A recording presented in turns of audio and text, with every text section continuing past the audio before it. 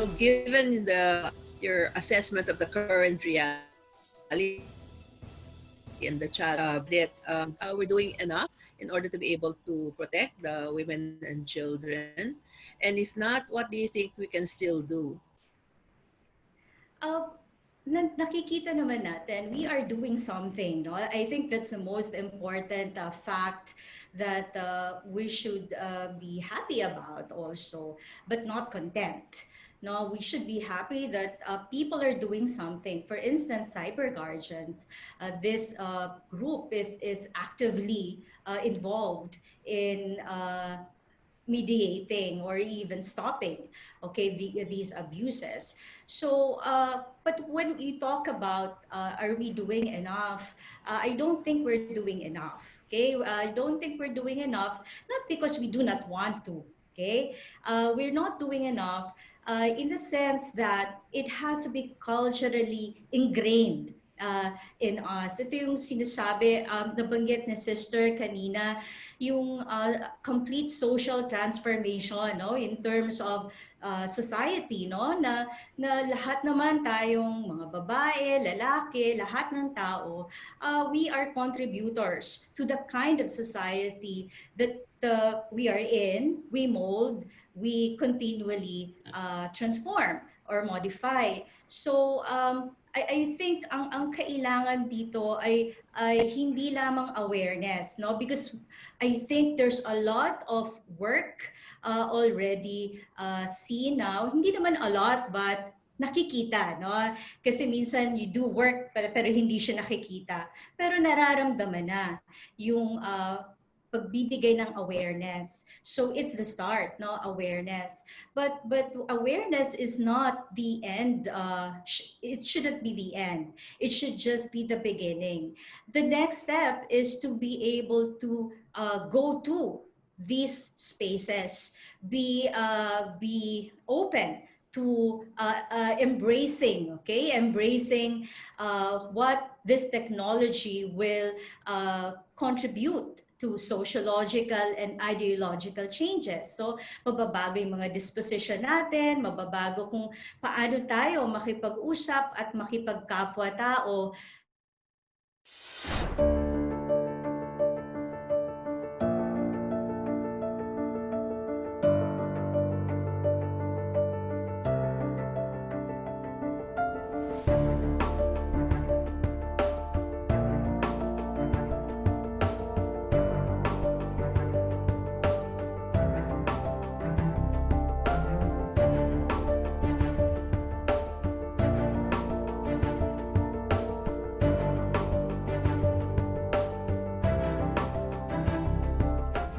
Do with instant messaging and texting and Facebooking and all this kind of thing. And I'm wondering, what kind of effect does that have on their ability to have real relationships, not texting relationships, but real relationships? Have those skills to do that been affected because of the technology?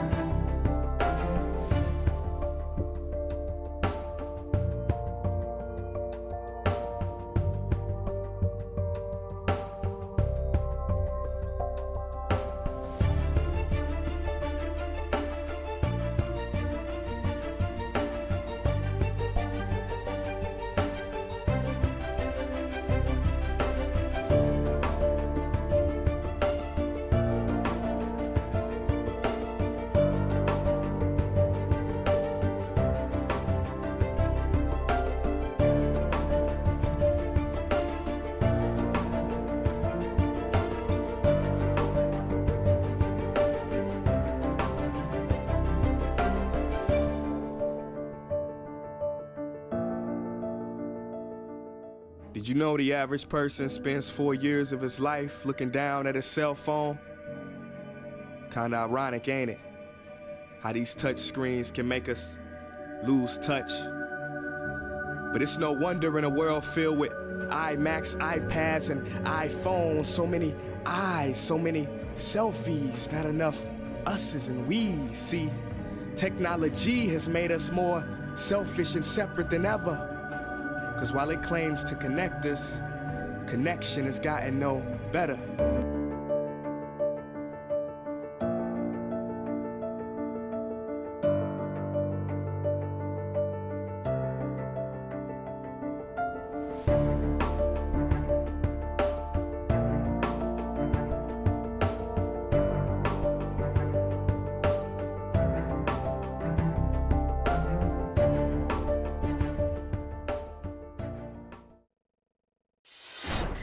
Ang nakikita ko kasi base lang sa mga previous studies na there's a resistance per generation. Nakikita yung the difficulty of traversing the generations. So it's good that it's good that we have to think of how do we traverse not just the online spaces but culturally, no, yung how do you traverse generations and the different cultures they practice and they perform to create a more you call this more compassionate, no, more compassionate space or spaces.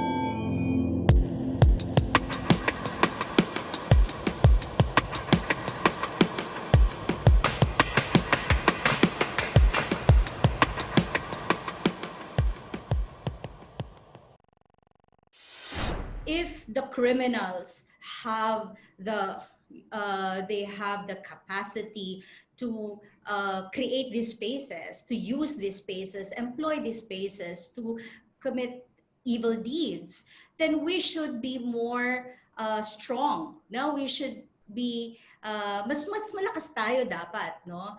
At magagawa lang natin ito pag may collaboration between and amongst all the different sectors in the society.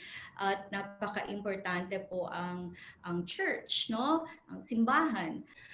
So TP, you mentioned about religious organizations in the church. So I'm just curious, no, from somebody who's not part of a church organization.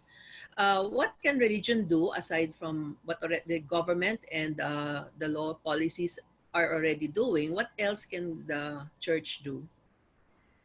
I always believe that it's the most fundamental and essential foundation of how we live our lives, the church. So whatever it is, no, kung ano man ang relihiyon natin, ito yung foundation natin kung paano tayo magiging mabuting tao. Naiintindihan natin, nauunawaan natin kung ano yung tama, ano yung mali, dahil sa ating pananalig o paniniwala sa ating relihiyon. So from that fundamental role of religion in the lives of people, of everyone, I think kailangan may mapunta, no, at ma-absorb uli yan, lalo na ng ating mga kabataan.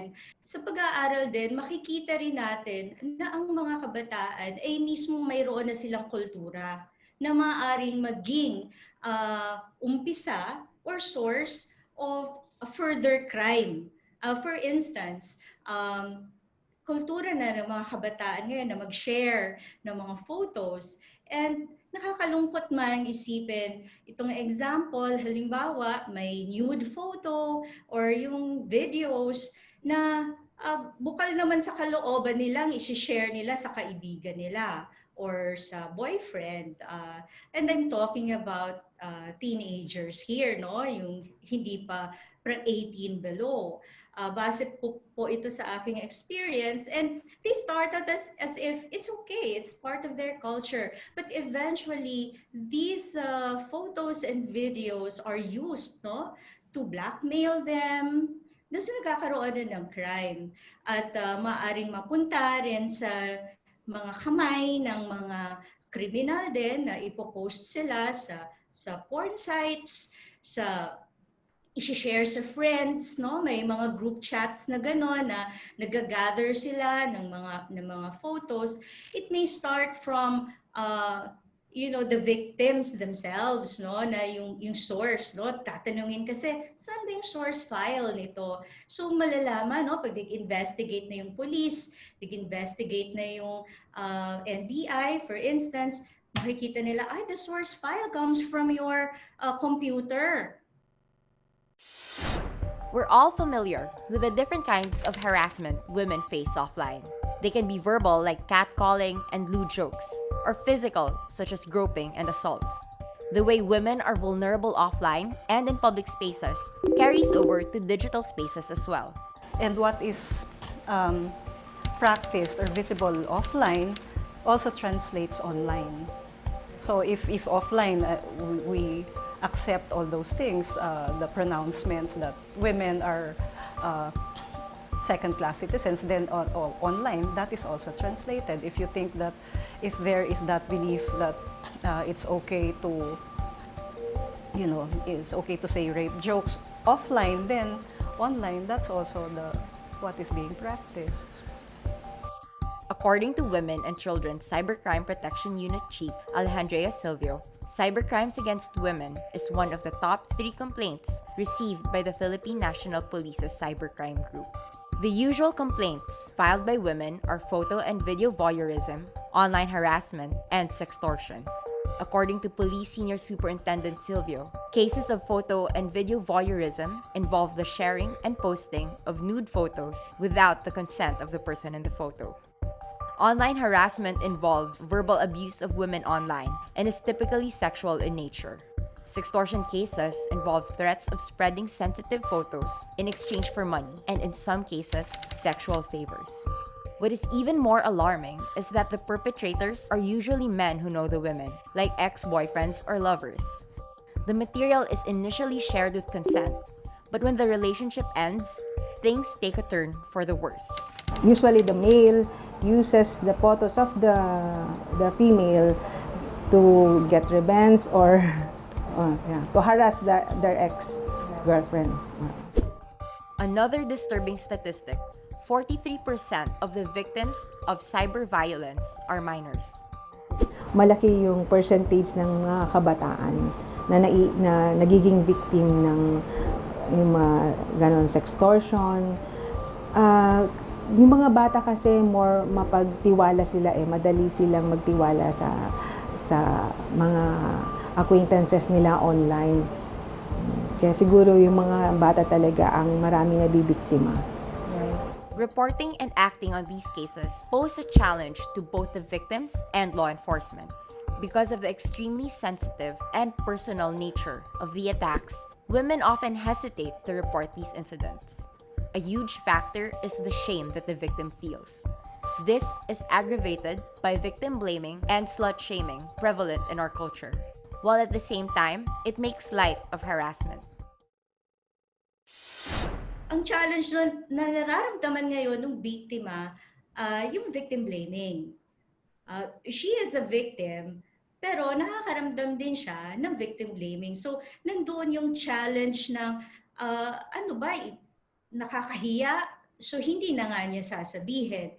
But she's already now a victim of trafficking. Pwedeng mangyaring trafficking na rin yon, or suffer in silence hanggat sa nagkakaroon na siya ng depression, etc., etc. So the psychosocial support is so complicated, especially for the counselors na I've encountered who are not well versed with the culture of our youngsters now.